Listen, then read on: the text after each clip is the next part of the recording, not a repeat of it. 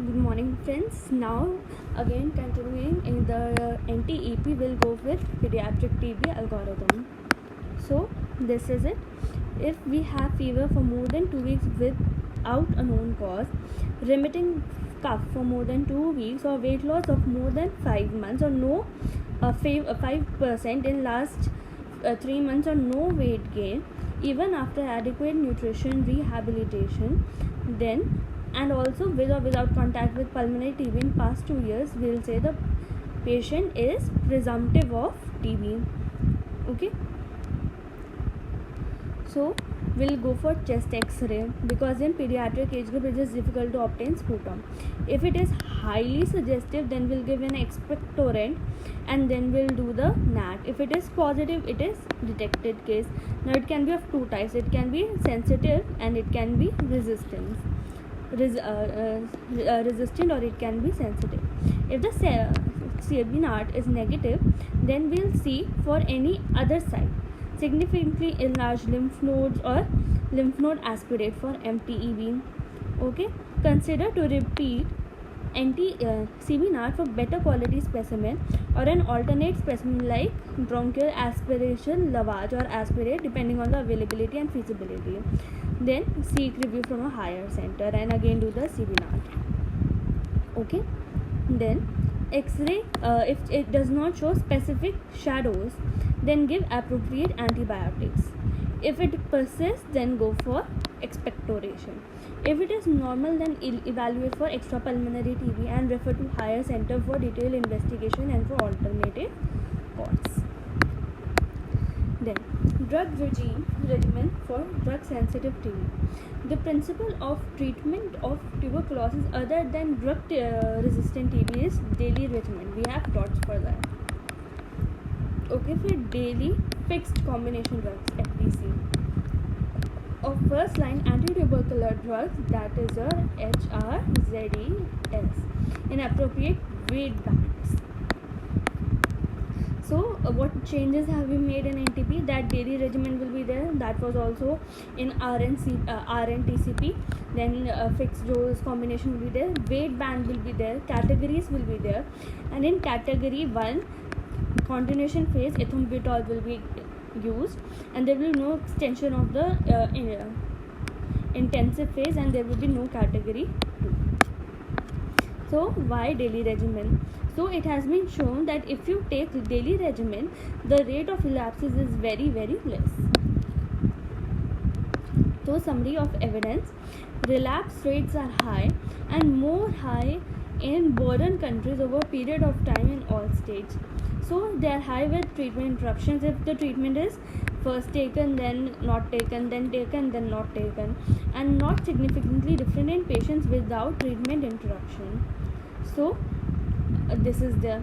And relapse rate are high among TB patients in area with no specific sector presence. If there is no private sector present in that area, then also relapse rate is high. And relapse rate is again high with intermittent regime, 1 day, alternate days regime.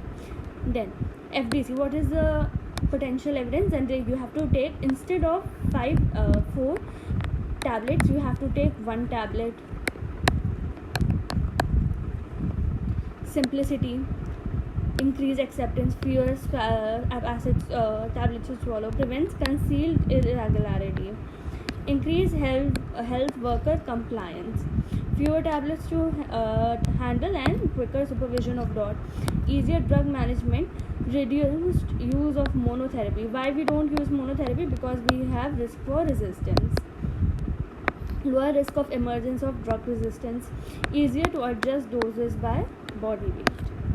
Then INH, isoniazid resistance. If you have resistance, it is very high. If without treatment, isoniazid resistance is more than 10%.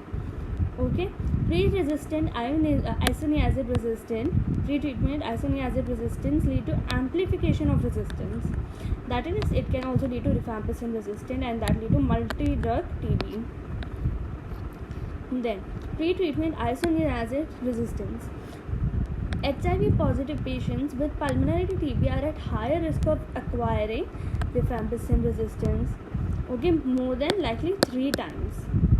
Okay,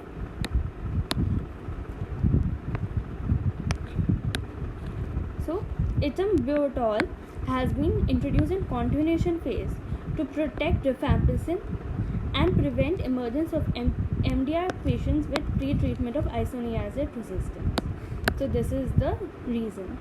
Then according to the regimen and body weight, we have adults if they are less than 30 to 60 and more than 60.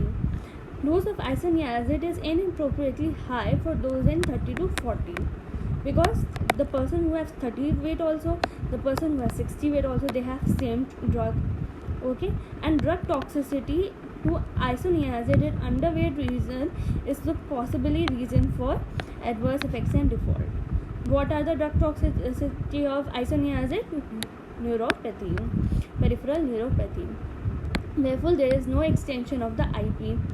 For new TB cases, treatment in intensive care will be of 8 weeks, 2 months. There will be no need of extension. Only for PZA will be stopped in the continuation phase. Other 3 drugs will be continued for another 16 weeks as daily dosages. Then treatment initiation in TB. So history of treatment, if it is a previously treated drug sensitive TB, okay, then he will come under DST and he has a regimen of new case. But if he is new or previously treated and he is drug resistant, he will be treated on the pattern of DST pattern, not DST, DRT pattern. The continuation phase in both previously treated and new treated may be extended to 12 to 24 weeks, and certain forms of TB like CNS, skeletal, disseminated based on clinical decision of treating physician. Extension beyond 12 weeks should be only recommendation of experts of the concerned field. So what will give? HRZE and HRE. Okay, so this is your continuation phase. In pediatric dosage, you can see the difference. That isoniazid is 50, in adults it's 75. It is 75, it is 150, just the half. It is 150, it is 400, it is 100, and it is 275. Now what happens is, in pediatric, even the parents can act as a healthcare worker, as in they can be given the medicines and they will make sure that the children take daily these medications.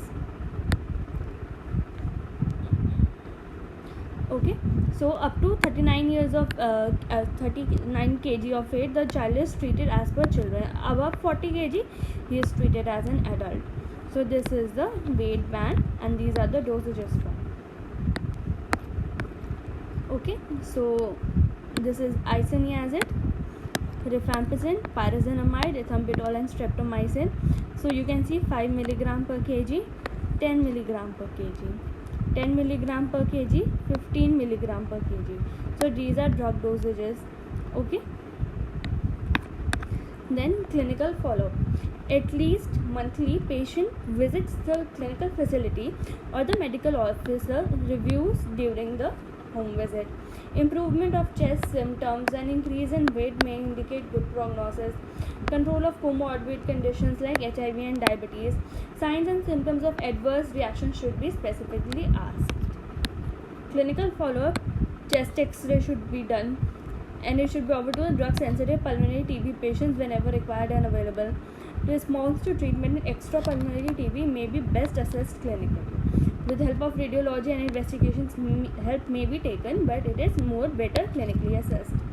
Response to treatment in children may be assessed clinically who are unable to produce sputum. With help of relevant investigations, they can also be taken up. That other investigations can also be taken up. Then laboratory follow-up. At the completion of treatment, smear or culture should be done for every patient. If it is negative, then congrats, the patient has cured. If it is positive, it is drug sensitive TB.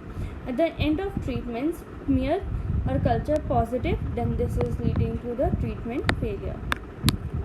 Long-term follow-up for drug sensitive TB patients. After completion of treatment, patients should be followed at 6, 12, 18 and 24 months. It will help to detect recurrence of TB at the earliest. Pyridoxine. Tablet pyridoxine is not required for all TB patients. It is used to prevent isoniazid-related neuropathy due to deficiency of vitamin B6 in who? Alcoholics, malnourished people, pregnancy and lactating women, HIV infection, patients with conditions like chronic renal failure and diabetes. So these people require pyridoxine. COVID has also been introduced, COVID screening in TB patients.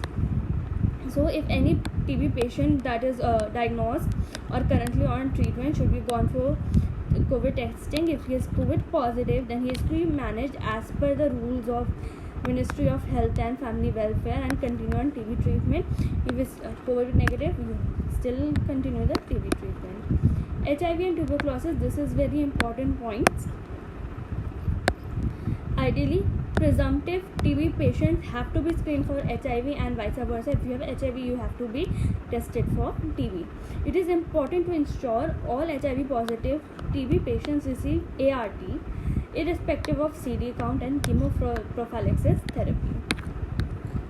Okay, so ART in relation to CB anti-TB therapy. So you have to start the antiretroviral therapy no matter what is the CD count. ART should be, anti-tubercular therapy should be started first, and ART to be started as TB treatment is tolerated between 2 weeks and 2 months. So what are ART recommendations? Start ART regime for patients not on ART, and for patients who are already on first line ART, zidovudine, lamivudine and efavirenz, and then they have to be continued on ZLE even after the antitubercular therapy is stopped.